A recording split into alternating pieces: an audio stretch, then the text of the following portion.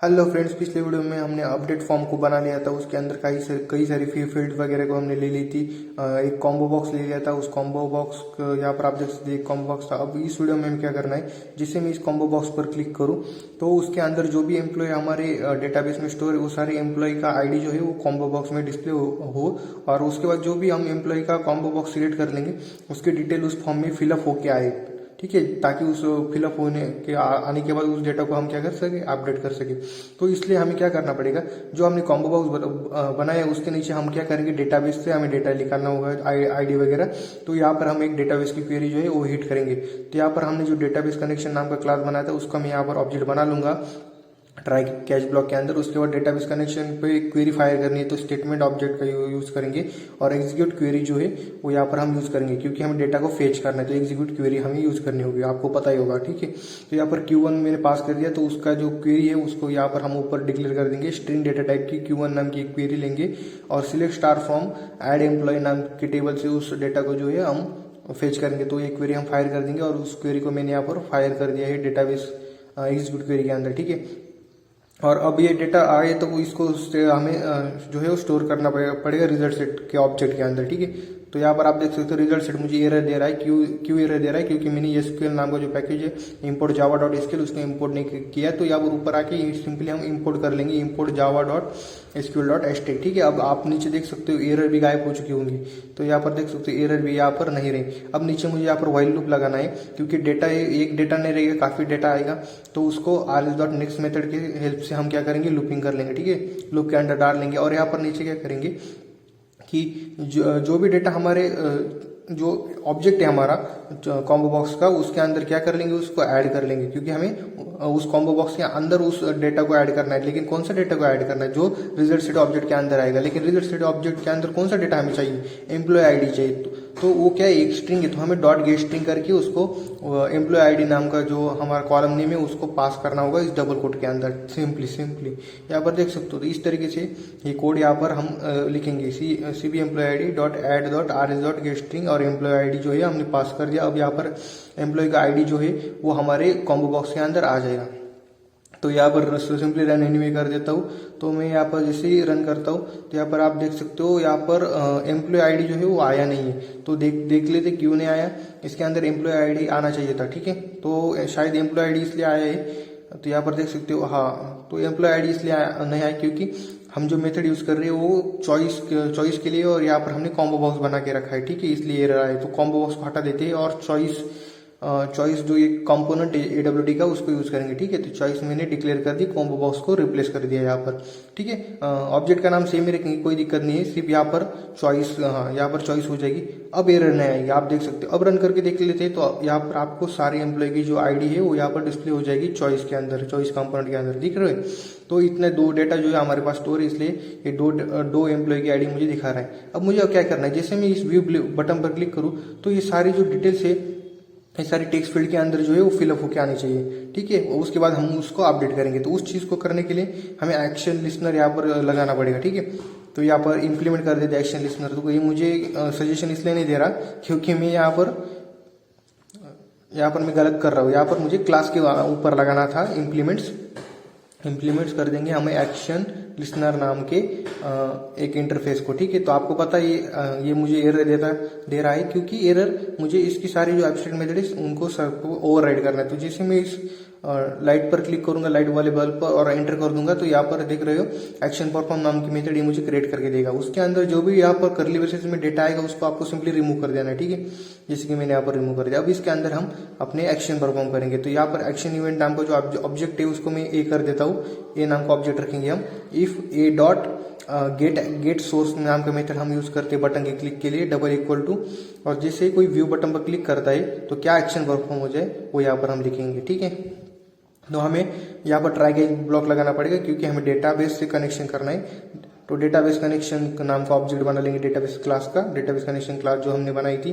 ठीक है, सिंपली उसके बाद डेटाबेस कनेक्शन जो का ऑब्जेक्ट बना है उसके साथ हम क्या करेंगे, क्वेरी फायर करेंगे। तो यहाँ पर सिंपली स्टेटमेंट ऑब्जेक्ट और यहाँ पर एग्जीक्यूट अपडेट यूज करेंगे। ठीक है, क्योंकि हमें डेटा क्या करना है, फेच करना है। तो एग्जीक्यूट अपडेट का इस्तेमाल यहाँ पर हम करेंगे, या इसके अंदर एक क्यूट नाम की जो क्वेरी है वो पास कर देंगे। ठीक है, और यहाँ पर स्ट्रिंग डेटा टाइप का क्वेरी जो है वो डिक्लेयर कर देंगे और एक क्वेरी हम ही बना लेंगे जो कि ठीक है सिंपली। तो यहाँ पर हमें क्या करना है, डेटा को लाना है, तो simply select star from, sorry यहाँ पर अपडेट रहेगा क्योंकि नहीं, हमें डेटा लाना है तो हमें सिलेक्ट का यूज करना पड़ेगा। सही कहा आपने, सिलेक्ट, हमें डेटा को सबसे पहले फेच करना है। तो select star from ed employ, select star from ed employ, लेकिन यहाँ पर हमें वेयर कंडीशन लगानी पड़ेगी क्योंकि हमें जो चॉइस के अंदर जो एम्प्लॉय सिलेक्ट करेगा कस्टमर, उसको उसी का ही डेटा जो है वो फेच करवाना है, ठीक है। तो एड एम्प्लॉय वेयर कंडीशन यहाँ पर लगाएंगे। वेयर में क्या आएगा, सिंपली वेयर एम्प्लॉय आईडी जो कि अपना टेबल को, सॉरी टेबल के अंदर जो कॉलम है उस कॉलम का नेम है, ठीक है। Employ ID is equal to simply single quote double quote plus और चॉइस का जो ऑब्जेक्ट हमने बनाया था उसको यहाँ पर हमें इस्तेमाल करना पड़ेगा, जो कि जिसका नाम था CB employ dot get selected item नाम का मेथड जो है उसका इस्तेमाल हम यहाँ पर करेंगे, गेट सिलेक्टेड आइटम, क्योंकि उस जो यूजर आइटम को सिलेक्ट करेगा उसी को डेटा लाना है, इसलिए गेट सिलेक्टेड आइटम नाम का मेथड हमें दे रखा है जावा के अंदर। उसको सिंपली कॉन्केटेट करके यहाँ पर क्वेरी को जो है वो कंप्लीट कर देंगे, ठीक है। डबल कोट वगैरह को वहाँ पर क्लोज कर देना, ठीक है। अब यहाँ पर कैश में अगर कोई एक्सेप्शन आता है तो उसको भी हम क्या कर लेंगे, प्रिंट स्टैक ट्रेस की हेल्प से मैनेज कर लेंगे, ठीक है। तो यहाँ पर अपनी क्वेरी जो है वो लगभग कंप्लीट हो चुकी है। और अब ये जो रिजल्ट आएगा उसको रिजल्ट सेट के अंदर हमें स्टोर करना पड़ेगा, क्योंकि ये सिलेक्ट की क्वेरी है तो रिजल्ट सेट को हमें रिजल्ट सेट का ऑब्जेक्ट में स्टोर करना पड़ेगा। इस बार एरर नहीं देगा रिजल्ट सेट, क्योंकि हमने ऊपर ही उसका पैकेज वगैरह को जो डिक्लेयर कर दिया था। यहाँ पर सिंपली व्हाइल लूप लगाना पड़ेगा। तो हमेशा याद रखना, जब भी हम सिलेक्ट की क्वेरी लगाएंगे तो हमें व्हाइल लूप का इस्तेमाल करना पड़ता है, ठीक है। व्हाइल को रिजल्ट सेट के ऑब्जेक्ट को नेक्स्ट मेथड की हेल्प से जो है वो इटरेट करवाएंगे।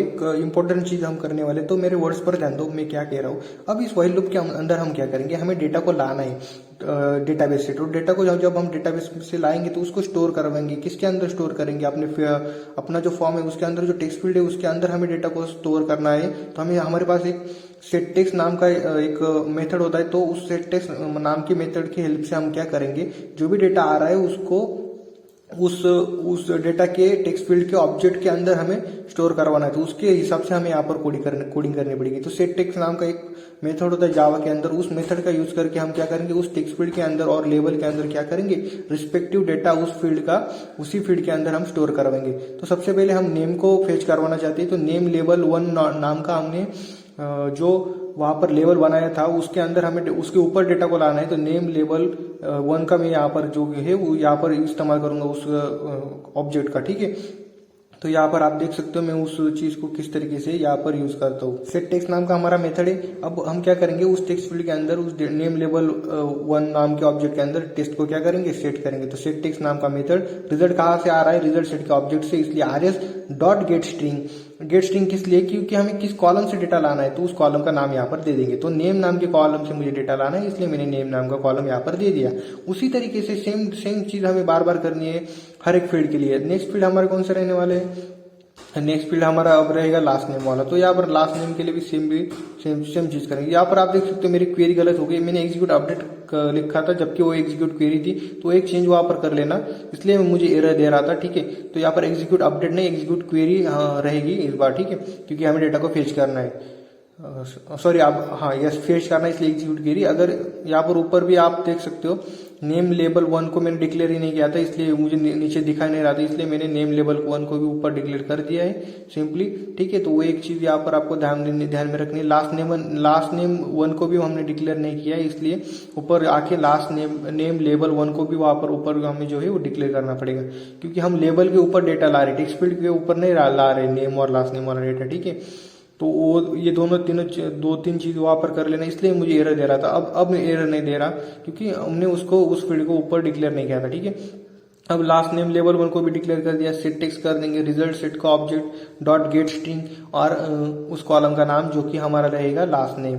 तो यहाँ पर लास्ट नेम वाले कॉलम से हम डेटा ले रहे हैं, इसलिए इस डबल कोड के अंदर उस फील्ड का नाम जो है हम दे रहे हैं। उसी तरह ईमेल के लिए भी, ईमेल के लिए लेबल नहीं था, ईमेल के लिए टेक्स्ट फील्ड थी, तो क्योंकि हम टेक्स्ट फील्ड के अंदर ईमेल का डेटा ला रहे थे, email dot text field dot set text result से डेटा आएगा, गेट स्ट्रिंग मेथड का यूज करेंगे और किस कॉलम से डेटा लाना है, ईमेल वाले कॉलम से डेटा लाना है, तो उसको मेंशन कर देंगे डबल कोट के अंदर। उसी तरह फोन टेक्स्ट फील्ड फोन का डेटा भी टेक्स्ट फील्ड के अंदर आएगा, सेट टेक्स्ट मेथड का यूज करेंगे, डेटा कहाँ से आएगा, रिजल्ट सेट से डेटा आएगा और गेट स्ट्रिंग मेथड का यूज़ करेंगे। कॉलम का नाम क्या होगा, फ़ोन होगा। ठीक है, तो नेक्स्ट हमारा रहेगा एजुकेशन। एजुकेशन का भी डेटा जो है वो टेक्स्ट फील्ड के अंदर आएगा, तो एजुकेशन टेक्स्ट फील्ड का इस्तेमाल करेंगे। Education dot text field dot set text, test को सेट करना है। डेटा कहाँ से आएगा, रिजल्ट सेट से आएगा। गेट स्ट्रिंग करेंगे क्योंकि हमें किस कॉलम से डेटा लाना है, एजुकेशन वाले कॉलम से डेटा लाना है, उसको मेंशन कर देंगे। नेक्स्ट चीज़ हमारी कौन सी फील्ड रहेगी, जेंडर। तो ठीक है, तो यहाँ पर जेंडर के लिए क्या था, टेक्स्ट फील्ड था, उसी के लिए भी टेक्स्ट डेटा को क्या करना है, गेट करना है। तो गेट टेक्स्ट मेथड, डेटा कहाँ से आएगा, रिजल्ट सेट ऑब्जेक्ट से आएगा। डेटा किस फॉर्म में आएगा, गेट स्ट्रिंग मेथड का यूज करेंगे। किस कॉलम से आएगा, जो जेंडर वाले कॉलम से आएगा उसको भी मेंशन कर दिया। डेजिग्नेशन के लिए भी सेम चीज सेट टेक्स्ट करेंगे, result set dot gate text का गेट स्ट्रिंग का मेथड का यूज करेंगे। ला क्या रहे हम, डेजिग्नेशन वाला कॉलम से डेटा ला रहे, तो यहाँ पर डेजिग्नेशन को जो है वो मेंशन कर देंगे सिंपली। ठीक है, यहाँ पर आपको स्पेलिंग मिस्टेक नहीं करवाना यहाँ पर, वरना एरर आ जाएगी, प्रोग्राम एग्जीक्यूट नहीं होगा। ठीक है, सेम चीज एम्प्लॉय आईडी के लिए भी उसका लेबल बनाया था, तो एम्प्लॉय आईडी लेबल 1। ये तो यहाँ पर हमेशा याद रखना, नेम, लास्ट नेम और एम्प्लॉय का आईडी जो था वो हम लेबल के अंदर ला रहे हैं और बाकी चीजें हम टेक्स्ट फील्ड के अंदर ला रहे हैं। तो ठीक है, तो ये दोनों चीजें अलग रहेगी, टेक्स्ट फील्ड अलग है, लेबल अलग है। ठीक है, तो कंप्लीट हो चुका है हमारा कोड। यहाँ पर पूरा तरीका यहाँ पर आप देख सकते हो, इस तरीके से हमने इसका कोड जो है वो कर लिया था। तो यहाँ पर एक बार रन करके देख लेते प्रोग्राम को, आउटपुट आ रहा है या नहीं। तो मैंने यहाँ पर रन कर दिया, सिंपली आप देख सकते हो आप स्क्रीन पर। तो यहाँ पर अब मैं क्या करूँगा, एक टेक्स्ट फील्ड को जो है वो चूज करूंगा यहाँ पर ऊपर चॉइस बॉक्स के अंदर से।